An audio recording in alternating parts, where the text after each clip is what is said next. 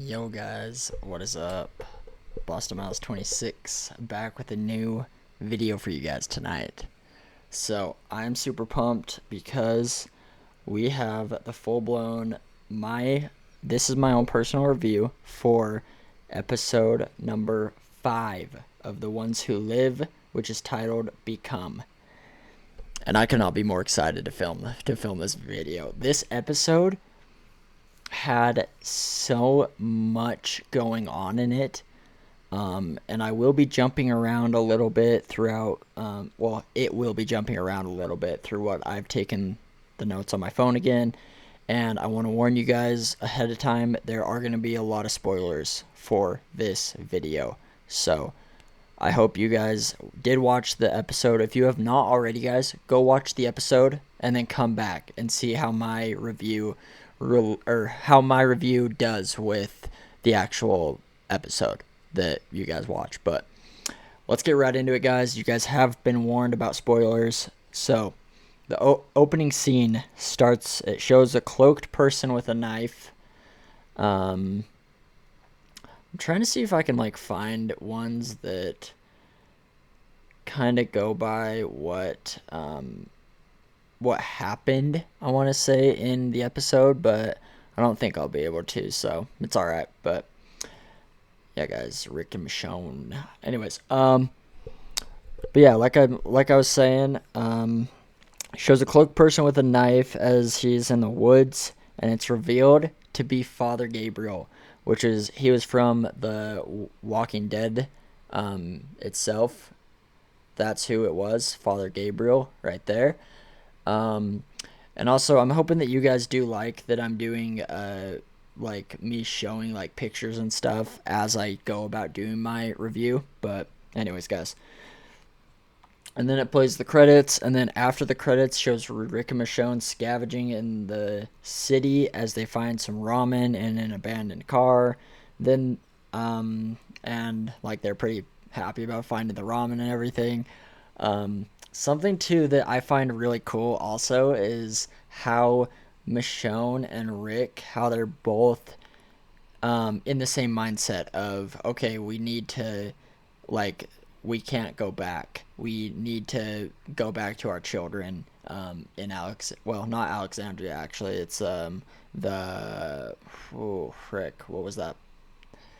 You guys know what I'm talking about. The community that they had made after Alexandria pretty much got destroyed in The Walking Dead. And anyways, maybe it is the Alexandria. I don't know. I can't remember that far ago. But anyways, yeah, talking about their kids, which is a cool scene because like I said, they're finally working together.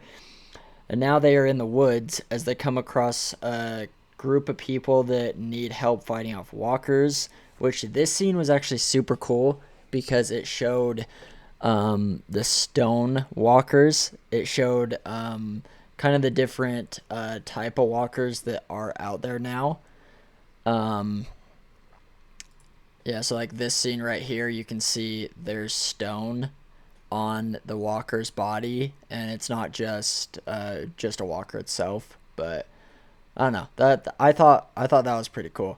But yeah, and then so after that, it goes into a 3 year ago flashback with Gabriel talking with Jadis in the woods. And in the woods, as they hug and they're talking about what seemed to be like them being friends. After Jadis left the trash people, she didn't really have anybody else because all the trash people died and they were all zombies after Negan. Actually, no, it was after Simon. If you guys remember, after Simon had pretty much taken out that entire community, and then left Jadis alive, and she had to kill them with the giant compactor, which honestly was a pretty dope scene. If you guys haven't not seen that, if you guys haven't watched The Walking Dead, what are you guys doing here? Go watch The Walking Dead and then watch The Ones Who Live. Oh my gosh, it's so cool. Anyways, guys, so back with Rick and Michonne. Jadis is in their place as Rick and Michonne were asleep. They talk, and then she wakes him up, and they're like, "Okay, why are you here? Why not just leave us alone?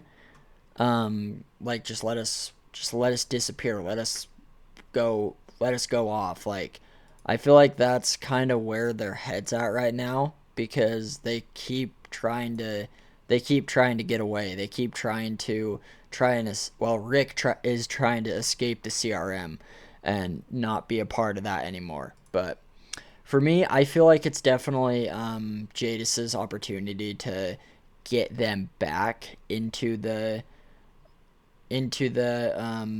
get Rick back and brought back to the CRM, because she starts talking about that she needs him back there, as well as this guy, General Beale. Um, they that's what they're talking about. They're talking about that Rick needs to come back with them, as well as they talk about how the army stays loyal to them, and Rick says, "quote unquote, you're doing this for you," but Anne says, "No, I'm not.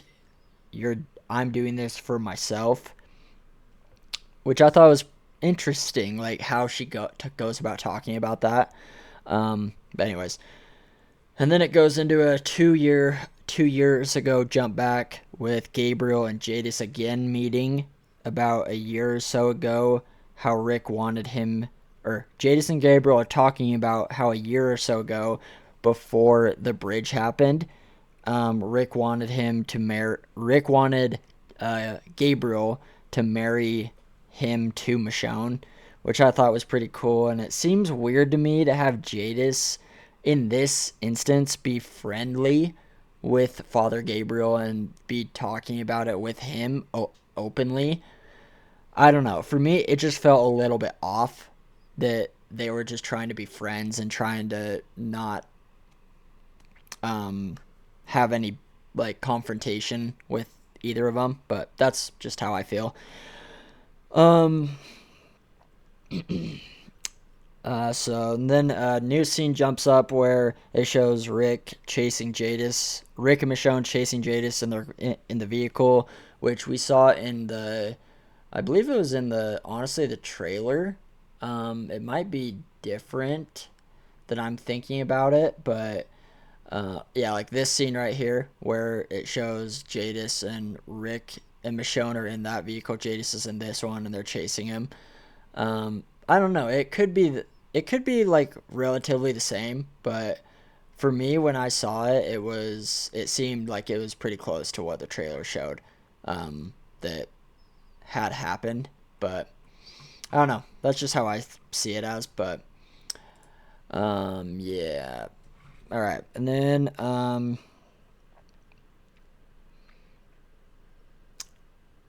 then it shows that Jadis is with some group that Rick and Michonne had found at the start of the episode. Oh, that's something I forgot to bring up too, was Rick and Michonne during this scene, I believe it was, right here, that they had come across a new group of people, which were, I believe it was, I don't think it was actually that group. It might have been something else. Anyways, they came across a group of people, and Rick was going to give them ramen, and then they tried to attack Rick and Michonne, and obviously they stopped them. They didn't kill him, but they took back the ramen, which I thought was a pretty funny scene to watch. Just to see, oh yeah, you guys don't get ramen for trying to kill us. Like, I thought it was pretty good. But anyways, and then it shows Rick and Michonne, or wait, yeah, I already stated that. And then it goes into a new scene, which it goes back to 1 year ago. I believe it was before the bridge, or no, it wouldn't have been before, because Rick had been with them with the CRM for longer than a year. Anyways, it shows pretty close to the same scene with Jadis and Gabriel talking, which was how they had said that Gabriel and Jadis said that, okay, we'll meet back a year from now, and they are just now meeting again a year later, and they're talking about how they want to keep their group strong, but Gabriel is only trying to help her be a better person, which I thought was actually really interesting. But anyways, that's kind of what I took from it. I don't know, it was kind of whatever. And then back with Jadis and Rick and Michonne, it shows Jadis talking about how general. This is a very big scene. It was talking about how Jadis finally brought up to Rick. I believe it was actually in like this scene briefly, where they're like trapped in this. They were trapped in, yeah, like this scene right here where it shows like Rick right there, Michonne here with holding a gun at Jadis. It shows them kind of going back and forth between talking and arguing and all that. And then Jadis drops the bomb that General Beale was going to give Rick the echelon briefing when he had returned to the CRM after leaving, which I thought, I don't know, like I feel like that could be something there that could have happened, but in other words, I feel like I don't want to say that she's lying because I don't think she is in that sense of him saying, okay, yeah, that's what they were going to do. But anyways, and now Michonne shows back up when Rick is held at gunpoint by Jadis, and Rick is kind of like, okay, well you have to understand, if you kill me, then General Beale won't take you back into the CRM, which I thought was a very interesting scene as well, just with how they are playing this. But and then I did say there were spoilers in this, guys, so like I said, click off, don't watch it if you haven't seen the episode, because this episode was crazy in my opinion. That's what it is. But anyways, and then it has Jadis talking with them about, and then Rick states, I'm going to go back and stop the CRM so this can all finally be over. And then the new scene, I apologize. I kind of stepped ahead. So now Michonne's back up when Rick is held at gunpoint, and then Jadis is attacked by walkers and is bit on the neck. So she is donezo. She is gone. Which I didn't think they were going to kill Jadis off in this episode. I really didn't think. I thought they would kind of hold her off till even like next season or next episode, the final episode, or anything like that. But I feel like they could have used her a little bit longer than what it was. But I don't know. That's just what I think. But yeah, that's just how that's honestly how I feel, that they could have used her a little bit, maybe into the last episode of the show, but I guess not. I guess she kind of outlived her usefulness in that regard. But yeah, then it shows Jadis right here with her neck bit, and Rick ends up killing her, and she's done. She's gone. But and then they kind of walk out of that building that they were in, leaving Jadis there to die and everything. And what I find interesting, though, is I don't feel like, I don't know, guys, because then it shows Jadis kind of running off and finding a different group, finding a different